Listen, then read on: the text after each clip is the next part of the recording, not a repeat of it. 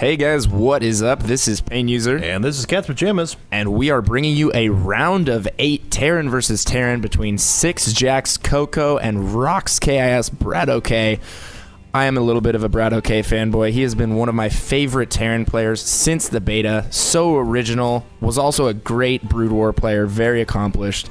And I love watching his games. There you go. And you can be a fanboy of him for quite a bit longer because he, along with Cocoa, have actually qualified for the IPL Season 2. So we are going to see him in tournament play here in a month. Now, to let you guys know, this is actually round of 8. And just to remind you guys, BratOK spawning is our red Terran and Cocoa spawning is our orange Terran. So both these players have qualified. We also have, these have switched from best of 5s to best of 3s because all we're doing now is determining seeding within the actual tournament itself. This is no longer to determine who qualifies. So this will be a little bit shorter set. Yeah, absolutely. Both players probably going to mix it up, not going to play that super standard safe style that you would approach, you know, a tournament with when you're still competing for application to the tournament. When you're just competing for seed, you can be a lot more free-willed with your strategies, with your play. And right now we have no gas yet. Okay, we do have a gas from Cocoa, so Cocoa not going, and we have a late gas on 14 from BratOK. So both players getting that gas up, and BratOK has been getting that late gas in all the TVTs we've seen from him recently. Doing that 2 racks Reaper with a reactor on the second racks, really building up that Marine count, getting that early combat shield, and then he can use that huge pack of Marines to essentially deny his opponents expand or inflict some economic damage, and I really like that style out of him. Yep, he's immediately doing the same thing. Still with the 2 harvesters on the refinery, like you said, so we're not going to see anything out of the ordinary. Indeed, there's the second barracks. Now, the question is he going to go for the mass Reapers again like he did? That was the only real deviation we saw in the other set we did with him was once he went for a tech lab first and went mass Reapers. This SUV just not... Oh, it does get picked off. Sayonara, buddy. Yeah, just really indecisive there. But like you said before, a lot of the pressure off for these players. They have already qualified. Expect something that's a little bit more out of the ordinary. It looks like BratOK is going to run into a wall there. We immediately have a factory coming up for Cocoa. The funny thing right there was I knew exactly what Coco's train of thought was right there. It's like, I'm scouting into the base, scouting. Oh, I see the racks. Oh, the Marines shooting me. I'm leaving. Wait, I didn't see if he had gas. Oh, shit. Let me go back. Oh, lost my SCV. So that's pretty much exactly what was going on right there. But we do have a reactor coming out of Cocoa here and a factory. So he's looking to build that siege tank count up. Actually, no. It looks like he's going to go with Hellions because he doesn't have that second gas. And he also doesn't have a starport. So we're not going to see the Hellion ferry tactic.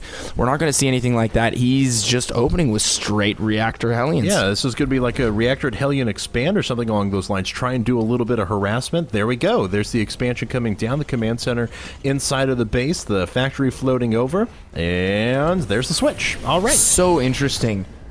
BratOK not getting the standard Reaper, actually getting Marauders. I wonder if he is anticipating the Hellions already ahead of time, because usually he gets that Reaper out almost no matter what. Yeah, but, you know, this isn't a bad read, though, because he saw the quick wall-off. A lot of times you just don't wall-off in TVT, especially a lot of games descend into Marine Siege Tank, and those supply depots are usually the first to go. Low health, easy accessibility. That really hurts you at the end of the game. So if you see an explicit wall-off like that, you're either hiding tech and doing something weird, or, looks like Cocoa is going to lose all 3 Marines there. Doesn't kill anything in return, so not a good trade for him. Definitely not good for him. He's going to be forced to drop a bunker, and he only has 1 Marine for defense right here. Going to have to bring these 2 Hellions back, but I don't think these 2 Hellions are enough, especially with the reinforcements from BratOK coming from behind right now.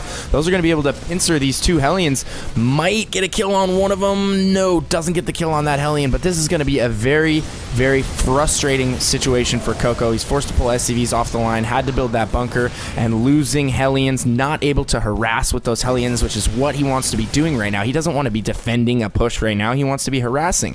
So this opener from Cocoa has essentially done nothing. BratOK opening with the Marauders, pressuring. Great moves. Yeah, absolutely. And I will give Cocoa, though, that he has held this a little bit better than I think a lot of people would have, but he is still going to lose the supply depot there at the front. Yep, that's going to go down, and that is very, very bad place for him to be in.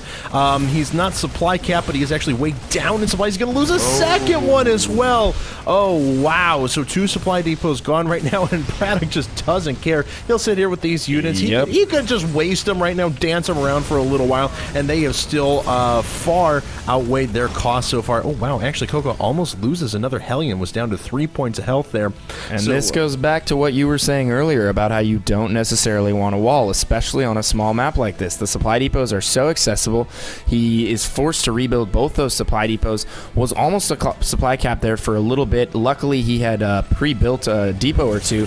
But largely, I think the fact that he wasn't supply capped was due to the fact that he was really only producing units off of that one factory with the reactor. He didn't have nearly as much production as Braddock. And look at Braddock just spreading like the plague right now. He's already got his natural up and running. He has those 2 Raxes. Combat shield is done. Weapons 1 is about 80% right now. Stim is on the way. So Braddock's setting himself up for a great mid-game right here. Getting this bunker at the front just to be safe, blocking off the back, and hopefully he just doesn't let any serious damage get done here, and those Hellions are going to get into the main, but let's see how much damage they can do. Here they come. The Hellions are going to make their way in. The SUV's actually being pulled to go ahead and attack, and not one has fallen, I don't think, yet. Wow, not a single SUV has gone down, and the Hellion doesn't get a kill. No SUVs were killed. A few more Hellions come in through the back. Looks like they roast a Marine, but a very nice job by Braddock again to pull all of his SUVs back up here. So very, very nice. We do have a Banshee coming up as well. It does not look like oh wow, actually Cloak about 80% of the way done. 3 more racks being constructed at the same time. Siege tanks coming out, so a more predictable Marine siege tank build now. But this Banshee coming across, is there anything really to stop it?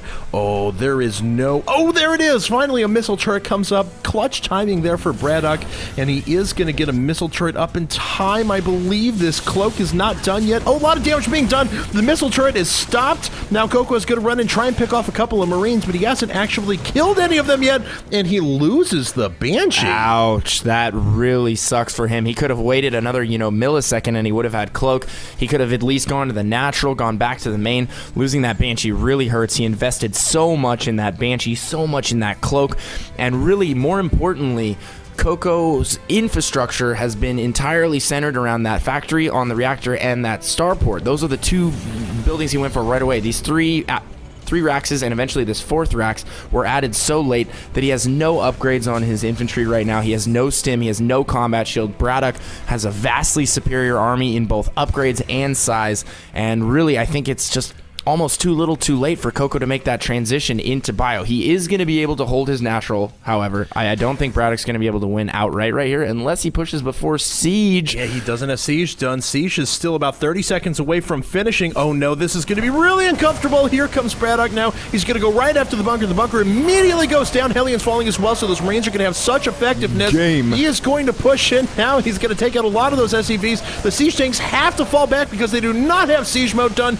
So much economic damage being done, and Braddock is continuing to forge ahead in supply. Oh, wow, picks off a siege tank as well, and I believe he's going to pick himself up and get out of there. Beautiful attack. Siege tank went down. Cocoa forced to sack a lot of his workers.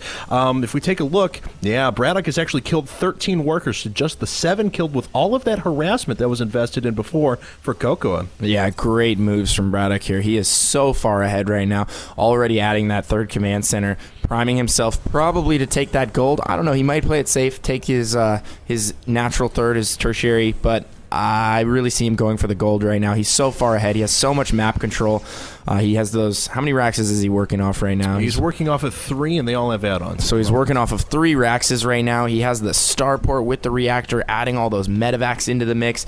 And this bio build has just been working wonders for Braddock and TVT. And it's a nice transition, too, because in all the games we've watched of him so far, he's gone really well over to just a mass tank build later in the game. It's like he intentionally sits back and says, yes, I know I'm going to be down in siege tanks at the beginning of the game, but I'm going to do so much damage to you that it's not going to matter, and then my production will just crush yours as we move through the mid-game. So he's only now getting that siege technology right now. Oh, this Viking may get caught! I don't think that a stim will be used. It looks like they're just going to chase the Viking away. Viking makes its way back. But, yeah, Braddock wants to go ahead and move up. Cocoa seems like he has a little bit of a lag problem right now. Same thing for Braddock, so hopefully that clears up for our players soon. Yeah, both these players obviously playing on the North American server, both having probably equal delay. BratOK in the Eastern Bloc. I'm not sure where Coco's from. No, I don't either. But both players probably not in North America.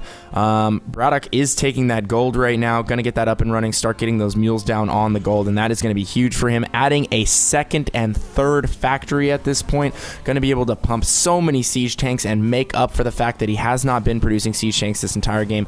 But one thing you have to note is that Coco has the supply lead right now, and given the amount of damage that he's taken, how far behind he was economically, that is unbelievable. I'm so amazed that he's been able to stay in. But he hasn't produced workers in forever. He's basically said himself that he is going to be able to produce those 5 Marines and siege tank at a time. He's going to get a couple of upgrades, and I think he is going to push. And it looks like that timing is right now for him.